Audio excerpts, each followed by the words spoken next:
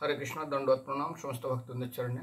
এখন শুনবেন ভগবান রামচন্দ্রের পিতৃভক্তির একটু উজ্জ্বল দৃষ্টান্ত। কেমন? ভগবান রামচন্দ্র কাল তার রাজ্যাভিষেক, কিন্তু মাতা কৈকেয়ী এমন কিছু বর চাইলেন দশরথের কাছে, কারণ তিনি আগে কথা দিয়েছিলেন, আর যখন বচন দেওয়া হয় তাকে রক্ষা করা উচিত। আগেরকার অন্যান্য যুগের লোক বচন দিত মানে পাথরের গায়ে লেখা, আর কলিযুগে যখন বচন দেয় জলের উপরে লেখা কিংবা বালির উপরে লেখা, একবার হাত দিয়ে মুছে যায়।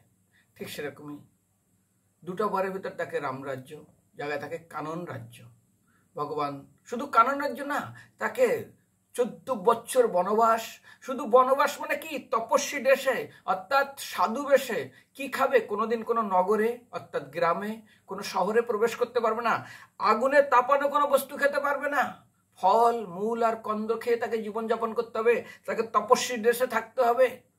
মনে রাখুন যে রাজকুমার প্রথমে তো তাকে কিভাবে না, তপস্বী ড্রেস, তারপরে কি আছে, ফলমূল কন্দ খেতে হবে, কোনো গ্রামে কোনো শহরে কোনোদিন প্রবেশ করতে পারবে না 14টা বছর।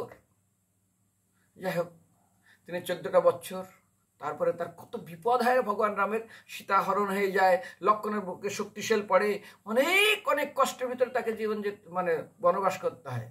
যখন বনবাস করে তিনি পরিপূর্ণ হয়েছেন, তিনি ফিরবেন। হঠাৎ একদিন দশরথ, তিনি এই জগৎ থেকে চলেই গেছিলেন, তিনি ভগবান রামের সামনে প্রকট হন। তিনি তার বৈকুণ্ঠ ধাম থেকে আসেন, বলে হে ভগবান, বলে হে রাম, তুমি আমার কাছে কিছু বর চাও, আমি তোমাকে কিছু দিতে চাই, নইলে আমার আত্মার শান্তি পাচ্ছে না। তোমার বিনা দোষে আজ তুমি এতটা বছর বনবাস থেকে আসলে, তুমি আমার কাছে কিছু চাও।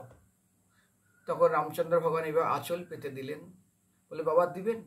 যদি দেন পিতা তাহলে আমাকে দিন, আপনি বচন দিন। বলে বচন দিলাম। বলে যা চাইবে দেবেন। বলে তুমি শুধু চাইতে অপেক্ষা, তুমি শুধু চাও, আমি কথা দিলাম, আমার দিতে অপেক্ষা হবে না, দেরি লাগবে, তুমি একবার তো চাও রামচন্দ্র। সঙ্গে সঙ্গে হাত জোর করে আঁচল পেতে দিয়ে চাইছেন, হে পিতা, আপনি আমার মাতাকে গ্রহণ করুন।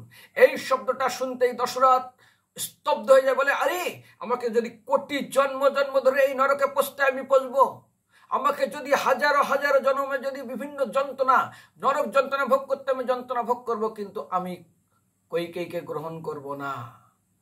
ভগবান রামচন্দ্র বলেন, আপনি আমাকে বচন দিয়েছেন, বলে এই বচনের জন্য আজ আমাকে যদি নরকে যেতে হয় তবু যাব, কিন্তু আমি এটা অসম্ভব। রামচন্দ্র ভগবান বললেন, পিতা, আমি যদি নিষ্কপট নিশ্চল ভাবে একদম যথাযথভাবে এই 14 বছর বনবাস পালন করলাম, তাহলে আপনাকে আমাকে কথা দিয়েছেন, আমাকে অবশ্যই আপনি আমার বর দিবেন, আপনি আমার মাতাকে গ্রহণ করেন। যদি আমি নিষ্কপট নিশ্চল ভাবে এই কার্য করে থাকি, এই বনবাস পালন, তাহলে আমার মাতাকে আপনাকে গ্রহণ করতেই হবে।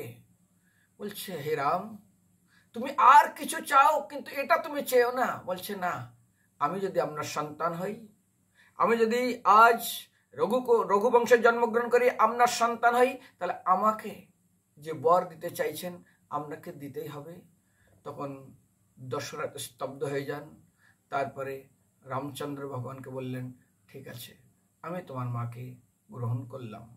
জানেন কি জানি না, এই কৈকেয়ীকে দশরথ চিরতরে ত্যাগ করেছিলেন, এমনকি ভরত এই কৈকেয়ীকে একরকম ত্যাগই করেছিলেন, কিন্তু ভগবান রামচন্দ্র তাকে বুঝিয়েছিলেন।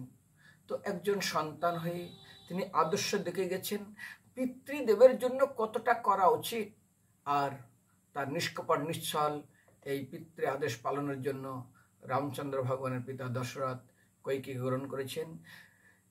পিতাকে উদ্ধার করে পুত্র, আর স্ত্রীকে উদ্ধার করে স্বামী।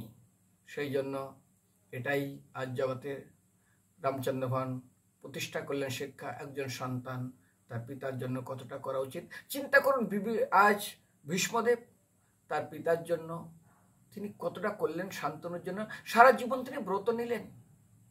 এবং রাজা যযাতি, চিন্তা করুন, যদু মহারাজ কিভাবে আজ তার পিতার যৌবন প্রদান করলেন, প্রদান করে পিতৃ সেবা করলেন।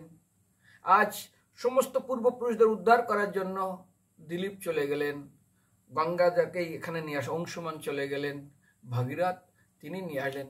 এটা ঋণ থেকে মুক্ত হওয়া আমাদের অত্যন্ত প্রয়োজন। বিশেষ করে ভক্তরা প্রশ্ন করে, প্রভু পিতামাতা দেহ রাখার পরে তাদের পিণ্ডদান, বাইরে যিনি তোমার শরীর দিয়েছেন, যিনি তোমাকে বড় করেছেন, যে খাওয়াচ্ছেন, এত কিছু করে দিয়েছেন, সেই পিতামাতার পিণ্ডদানটা তুমি করতে পারছো না, গয়া কতটুকু দূর। সেই জন্য ভক্তদের কাছে নিবেদন, পিতৃঋণ থেকে মুক্ত হন। হরে কৃষ্ণ।